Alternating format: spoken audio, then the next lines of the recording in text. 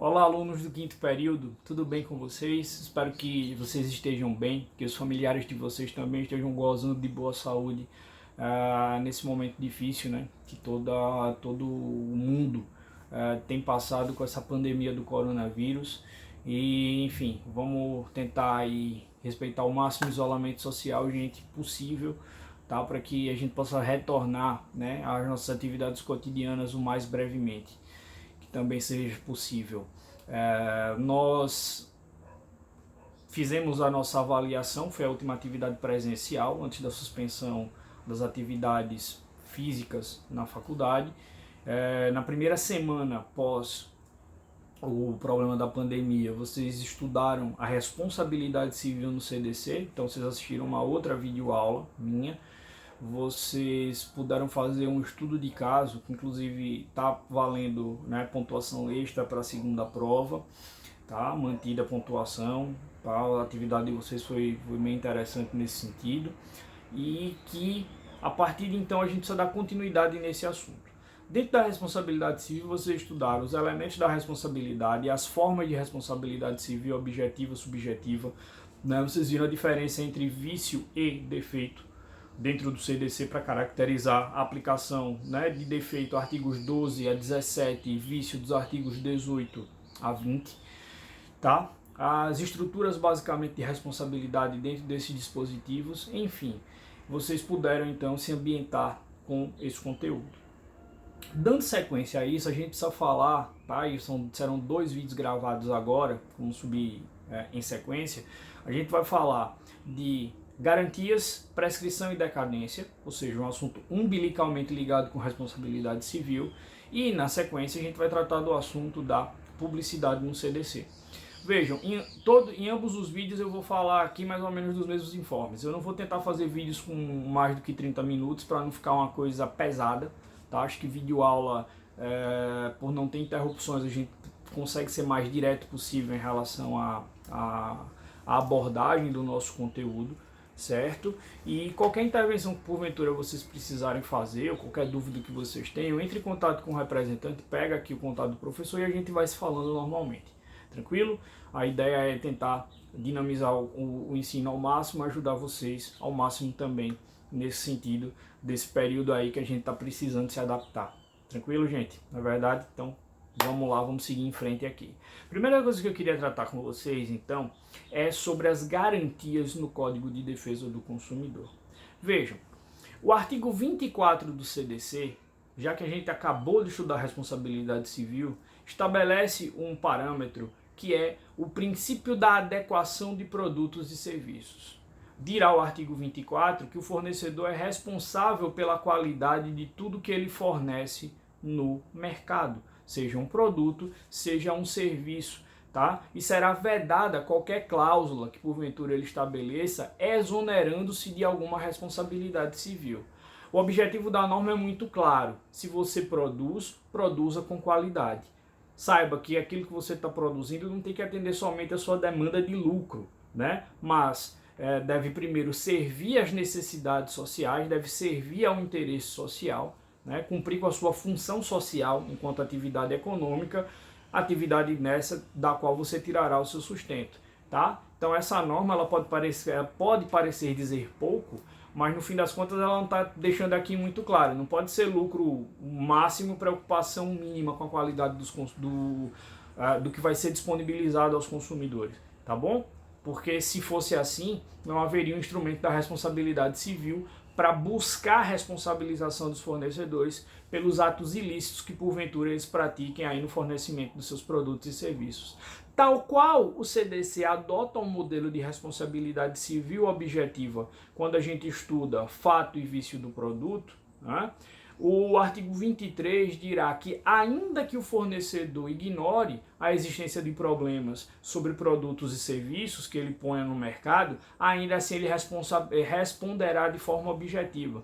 Portanto, o código está dizendo que, ainda que ele não tenha culpa, ainda que ele não tenha eventualmente assumido riscos no sentido de querer lesar os seus consumidores, né, valendo-se de toda aquela teoria que a gente já tratou do risco da atividade, ou seja, O fornecedor que entra na exploração de uma atividade econômica, ele assume aí todos os riscos dos problemas que podem ser causados e, enfim, ocasionados aos seus consumidores, tá bom? Então, dentro desse cenário, dentro dessa perspectiva, é muito importante que a gente entenda que o fornecedor responderá objetivamente pelos seus produtos e pelos serviços que ele coloca no mercado. Vamos lá. Então, tecnicamente o CDC está estabelecendo que há um dever de garantia. E onde esses dispositivos de garantia são trabalhados? Vamos lá. Eu posso falar aqui em duas modalidades de garantia e com o passar do tempo o mercado acabou criando uma terceira figura que tecnicamente não é garantia, mas é chamada como tal. O código ele estabelece, minha gente, a garantia legal no artigo 26. O código dispõe da chamada garantia contratual no artigo 50 e o comércio criou depois lá a tal da chamada garantia estendida ou garantia complementar, que vocês verão que não se trata de garantia, tá? Vamos tentar colocar aqui em perspectiva todas essas modalidades agora. Notem, garantia legal é algo inerente, intrínseco a qualquer produto e serviço colocado no mercado. Para o CDC, segundo o artigo 26, todos os produtos que sejam considerados produtos e serviços que serão classificados em duráveis e não duráveis. Se um produto ou serviço for considerado durável, ele tem 90 dias de garantia. Se esse produto ou serviço é considerado não durável, ele tem 30 dias de garantia. Tranquilo, pessoal? Então, essa é a primeira previsão do CDC nesse sentido. Mas olha, Eduardo, eu comprei uma caneta, ou eu comprei um guarda-chuva, eu comprei, enfim, uma camisa, e esses produtos não vieram com termos de garantia, não vieram com aquele certificado que o fornecedor geralmente costuma fornecer. Este produto tem garantia? Sim, a garantia legal que nós acabamos de mencionar. O artigo 50 do CDC cuida da chamada garantia contratual. Essa sim que deve ser dada através de termo escrito, expresso pelo fornecedor. Nenhuma empresa, nenhum fornecedor é obrigado a dar garantia sobre os seus produtos e seus serviços, tá? A garantia contratual, portanto, tem uma natureza facultativa. Se eu, para fins de fidelizar uma clientela, de gerar uma ideia de maior fidedignidade, de passar mais confiança a respeito daquilo que eu estou vendendo, que eu estou anunciando, eu posso dar garantias aos meus consumidores. Não há vedação nesse sentido. Para tanto, essa garantia tem que ser escrita. Esta garantia tem que descrever qual é o tempo da garantia, quais são os itens, objetos desta garantia. Pode ser o produto todo, mas essa garantia ela pode sofrer limitação de tempo para determinados itens. Por exemplo, quando você tem garantia de 1 ano para um telefone celular, por exemplo, é o telefone celular todo.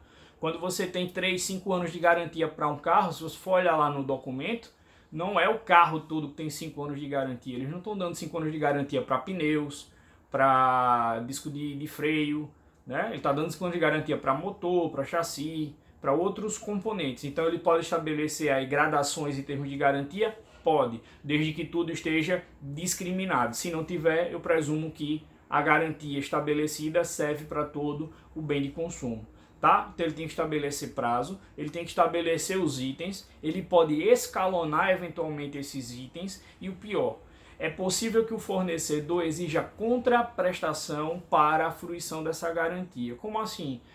No mercado automobilístico é muito comum que para você usufruir de 3, 4, 5 anos de garantia, você seja então condicionado a fazer as revisões apenas nas oficinas autorizadas, né?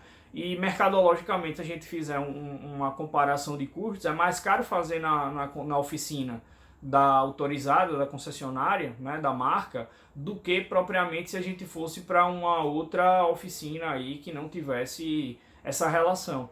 Eduardo, eu poderia perder a garantia? Sim, se você não seguir os prazos de garantia de revisão dentro da concessionária autorizada, você perde sua garantia sim. É possível então que se estabeleça contraprestações nesse sentido. Tranquilo? Então eu tenho a garantia legal, eu tenho a garantia contratual. Essas garantias podem se somar? Sim. Atenção com isso, tá? Porque a jurisprudência modificou algumas coisas e é curioso como também o mercado veio se adaptar a esse tipo de prática.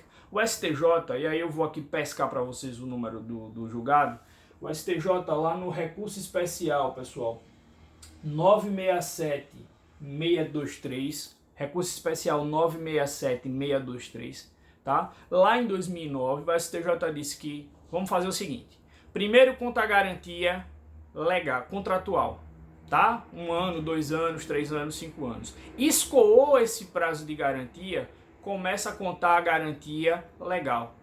Então, os 30 ou 90 dias a depender da forma. Tranquilo? Então, se o seu certificado de garantia disser 1 ano, 2 anos, 3 anos de garantia, o que é que se presume pela interpretação do STJ? Que decorrido aquele tempo, você terá ou 30 ou 90 dias adicionais, que é o tempo da garantia legal. Joia?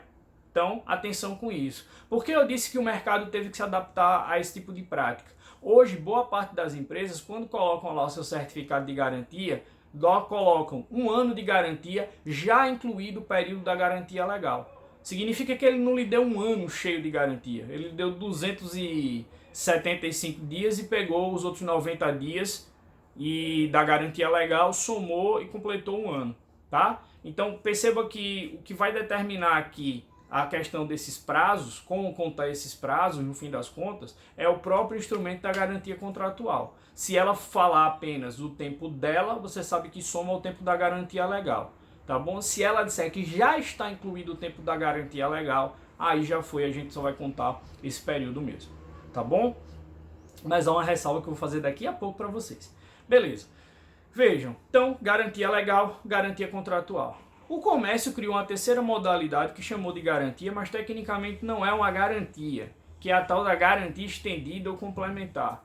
Percebam que isso se trata, na verdade, de um seguro. Você vai lá numa loja ou num site, né, como geralmente acontece, faz a compra de um item e ele pergunta se você não gostaria de comprar uma garantia adicional de 1 ano, 2 anos, 3 anos.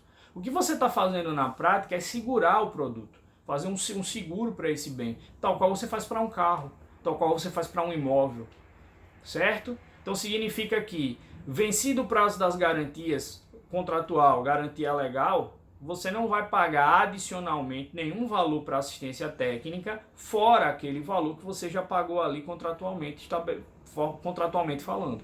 Tá? O que é que você está estabelecendo aí? Um contrato de seguro. A garantia estendida, ela deve, portanto, vir com uma apólice, já que se trata de um seguro, e ela deve discriminar exatamente qual é o conteúdo do que está sendo coberto, certo? Das formas de exercício, etc. Se você fizer uma garantia estendida, é evidente que o prazo dessa garantia só começará a fluir, a escorrer, depois de vencida a garantia contratual e a garantia legal. Aí que começa a garantia estendida. Não faz sentido o prazo dessa garantia ser concorrente com as outras. Afinal de contas, o objetivo dela é assegurar que, escoada as outras, você ainda siga coberto. Tranquilo? Há uma norma curiosa, tá? Quando a gente vai estudar lá a questão de desistir da compra de um produto, o direito de arrependimento previsto lá no artigo 49 do CDC, significa que eu posso desistir da compra no prazo de 7 dias, da data da contratação ou do recebimento. Só que o artigo 49, ele fala que a desistência tem que ser feita para compras não presenciais. Eu não posso ter estado em loco no ambiente, senão eu não posso desistir. Contudo, se vocês olharem o artigo 14 da resolução 263, tá? De 263 mesmo? 296 de 2000, vamos lá. Então, ó, resolução 296 de 2013 da CNSP, tá? Das seguradoras, do Conselho Nacional das Seguradoras Privadas. O artigo 14 dessa resolução 296 estabelece o seguinte, pessoal. Você tem direito de desistir da garantia estendida no prazo de 7 dias da contratação dela.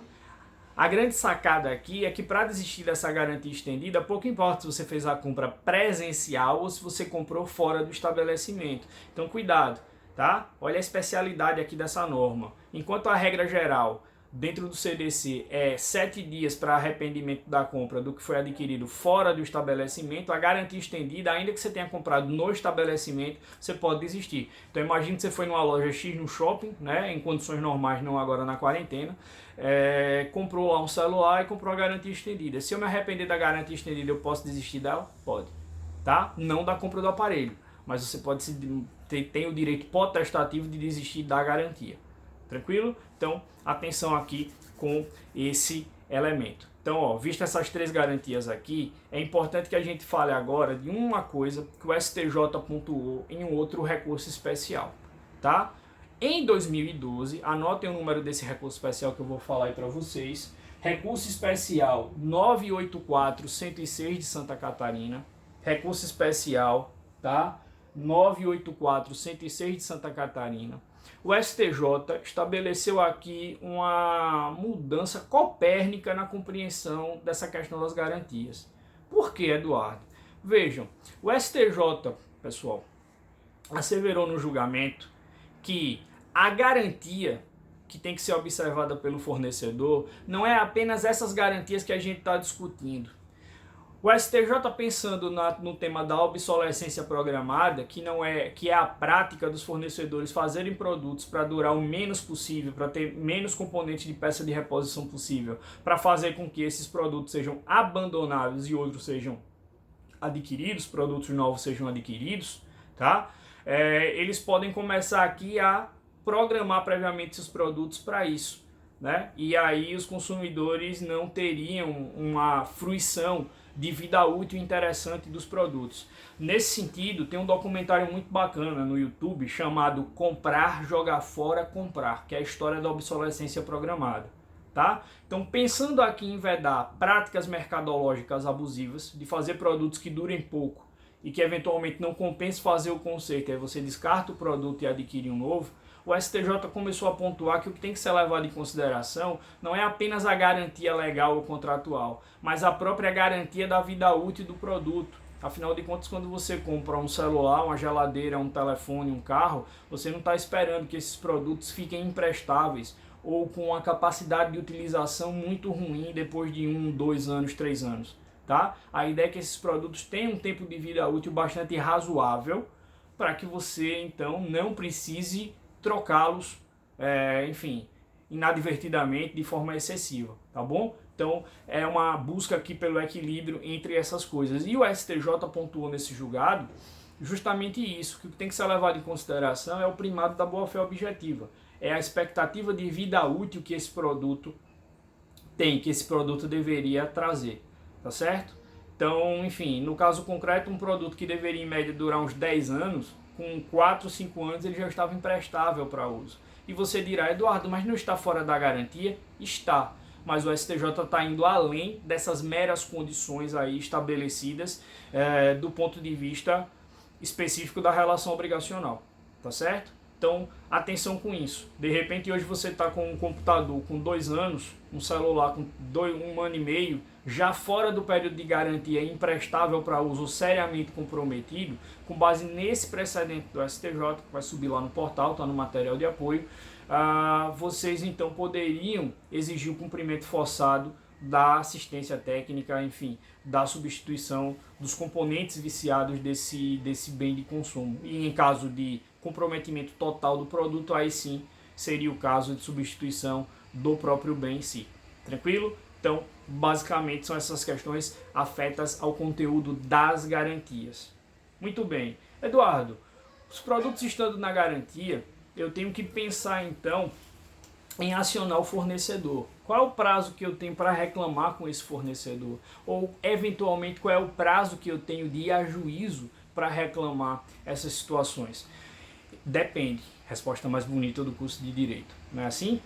Vejam, eu tenho que separar aqui se trata, em primeiro lugar, de hipótese de vício do produto ou de hipótese de defeito ou fato do produto, tá? Porque hipóteses de vício estarão sujeitas a prazos decadenciais. Já a hipótese de defeito ou fato do produto, prazo prescricional. Tá? Então vamos entrar a partir de agora no conteúdo da prescrição e da decadência no CDC. Vocês já sabem, já viram isso em Direito Civil 1, que a decadência é um instituto que fará com que o sujeito perca o próprio direito material, ele perde o direito à própria prestação em si, enquanto que a prescrição ela atinge o direito processual, a pretensão desse sujeito. Portanto, se eu estou na hipótese de decadência, eu perco o próprio direito. Se eu estou na hipótese de prescrição, eu perco o direito a exigir judicialmente aquela prestação, aquele encargo. Tranquilo, pessoal? O CDC dirá que as hipóteses de vício do produto e do serviço serão consideradas hipóteses de prazos decadenciais. Tranquilo? Então, hipóteses de prazos decadenciais: 30 dias para produtos e serviços não duráveis, 90 dias para produtos e serviços duráveis. Eduardo, de onde contar este prazo? Também depende. Esse vício é um vício oculto, um vício redibitório ou é um vício aparente? Se o vício for considerado aparente, eu conto esse prazo de 30 ou 90 dias a partir do recebimento da coisa, porque ele é um vício perceptível a olho nu. Se esse vício é oculto e só se manifesta posteriormente, significa dizer então que o prazo só começará a contar a partir da detecção desse vício. Tranquilo?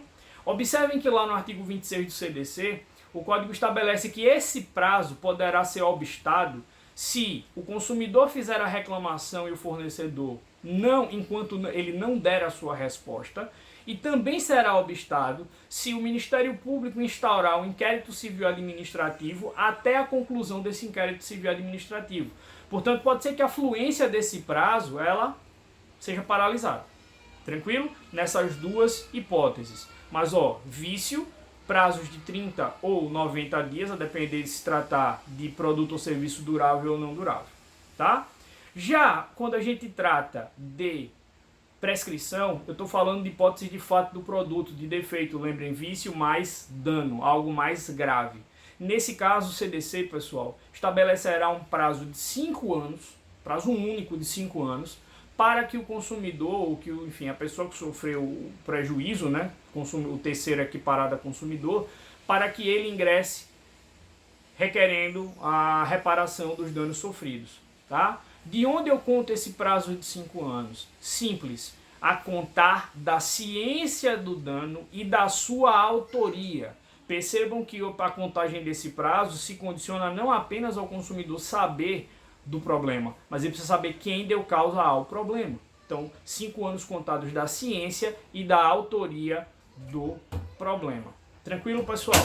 Então, em linhas gerais, é isso. E a gente vai continuar, então, aqui no outro vídeo falando sobre prescrição no código, sobre publicidade dentro do Código de Defesa do Consumidor. Qualquer dúvida que vocês tenham, tá? Pega contato com o representante, manda aqui para mim e a gente vai conversando, vai dialogando, tentando construir aí as melhores saídas possíveis. Lembrem que vocês têm a biblioteca virtual à disponibilidade de vocês, então assim, evidentemente que a produtividade nossa cai nesse período aqui de reclusão e tudo, mas vocês continuam com instrumentos para continuar estudando, tá bom? Sigam fortes, sigam firmes e qualquer coisa a gente continuamos por aqui, tá bom? Em breve sai outro bloco para a gente falar do assunto da publicidade, gente. Grande abraço, até o bloco seguinte.